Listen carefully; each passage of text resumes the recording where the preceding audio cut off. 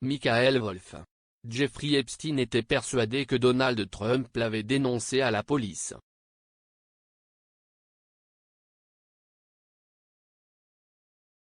L'Amérique, et le monde, selon Trump. L'auteur du best-seller Le Feu et la Fureur a recueilli, entre 2014 et 2019, les confidences de Jeffrey Epstein, qui révèlent à quel point les deux hommes étaient proches jusqu'à leur rupture en 2004.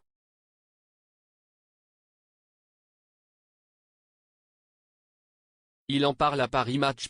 Qu'était-il de caché? Interrogé sur l'affaire Epstein, Donald Trump répondait récemment qu'il fallait surtout chercher du côté de Bill et Hillary Clinton.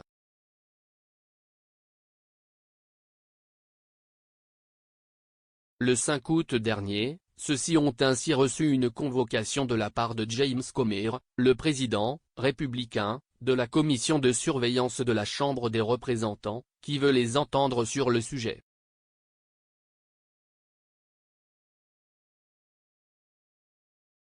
Si l'ancien président a en effet frayé avec le pédophile, reconnaissant être monté à 4 reprises dans son jet privé, on voit mal ce qu'Hillary a à faire dans toute cette histoire.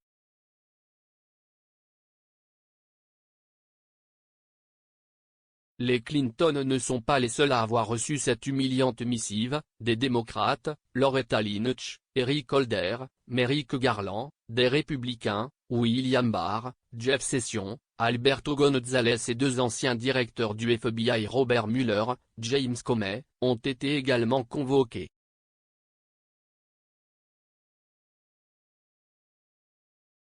Tous font partie de la liste noire du maître de la Maison-Blanche. Rien, en revanche, pour Alexander Acosta, l'ancien secrétaire au travail du premier mandat Trump.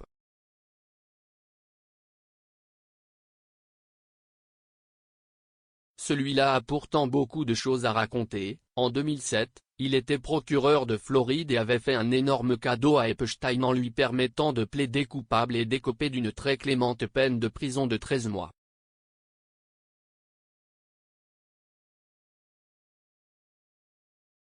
Pourquoi tout ce théâtre politique? Là,